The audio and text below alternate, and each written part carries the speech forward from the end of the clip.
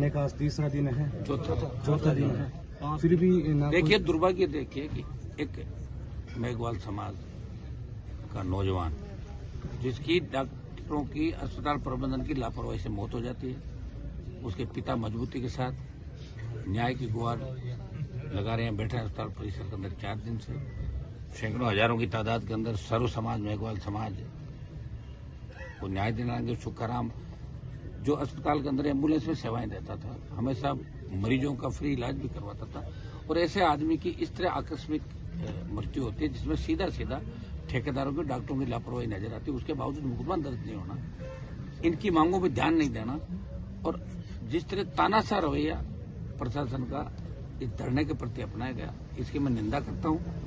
इनकी जो भी मांगे हैं उनको लेके मैंने शुरू से ही सरकार के अधिकारियों के संपर्क में था।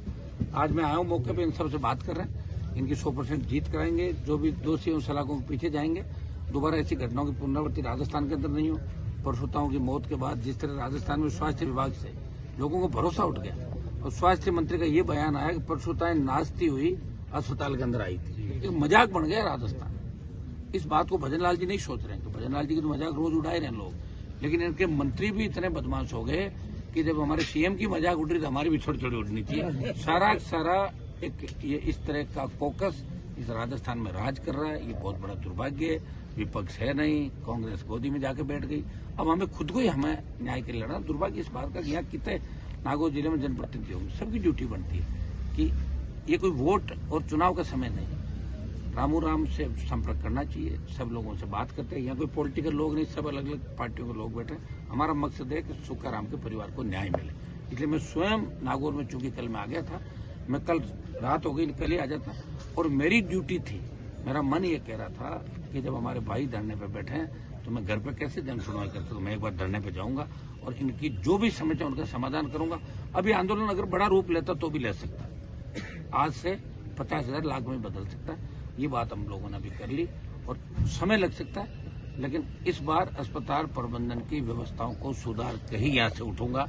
ये मैं आप मीडिया के माध्यम से कहना चाहता हूँ। बहुत बड़ा दुर्भाग्य है, इनका जो भी ज्ञापन है वो इन तक भिजवा दिया, और हाँ ना जो भी कहते हैं, हम कोई इस चीज की मोहताज नहीं कि इनकी तरफ देख रहे हैं। हमारे पास जनता की ताकत है, और जनता की ताकत के आगे सरकारों को हजारों बार झुकते हुए मैंने देखा है, और अब सरकार के झुकने का वक्त आ गया।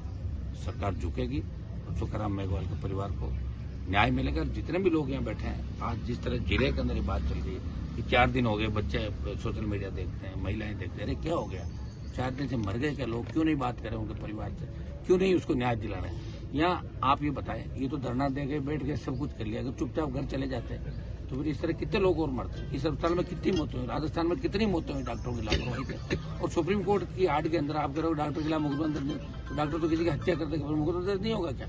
कुछ सुप्रीम कोर्ट ने कुछ ये साइटेशन दी है कि ऐसी परिस्थितियों में जहाँ लगे कि मामला आधा आधा है, उसमें FIR से पहले आप जांच कर लें। ये तो सीधा सीधा मामला है, ये कोई डॉक्टर की लापरवाही नहीं है। डॉक्टर, ठेकेदार, नर्सिंग कर्मी तमाम लापरवाही है, तो हमने FIR दे दी है। अभी FIR दर्ज हो जाती है, उसके बाद आगे क्या रहेगा हम आपको आगे का बता देंगे। लेकिन इस बार नागौर की अस्पताल की प्रशासन की हेड से हेड बजा देंगे, तो दिमाग ठीक कर देंगे। सर, चिकित्सा मंत्री के विधानसभा क्षेत्र की चिकित्सा मंत्री की क्यों कह रहे हो आप, वही वाली बात। प्रश्नों करीब 20 से अधिक प्रश्नों की परेशान है, पारिवारिक परिस्थितियों से परेशान है, ज्यादा मैं नहीं कह सकता उनके बारे में, अच्छा नहीं लगता, आपको सब पता है। सर, इस हॉस्पिटल में घर में ही नहीं मानते लोग, बाहर कौन मानेगा। इस हॉस्पिटल में पूर्व में खबरें हैं ये कि डॉक्टर है जो समय पर यहाँ पर नहीं बैठते हैं, टाइम से पहले ही चले जाते हैं अपने घर। नागौर जिसपे कोई घोर नहीं, वो नागौर। मैं आ गया ना, अब सब ठीक होगा, समय लगेगा मेरे भाई। लोकतंत्र के अंदर वोट की ताकत से होता है। पिछली बार 3 सीट थी, इस बार 0 है, फिर भी लड़ रहे हैं, और लड़ते लड़ते ठीक कर देंगे। अस्पताल के सामने जो सड़क बनी है, इसको तोड़ के नहीं बना रहे, पुलिया टूट रहे हैं, नई सड़कें बन रही है।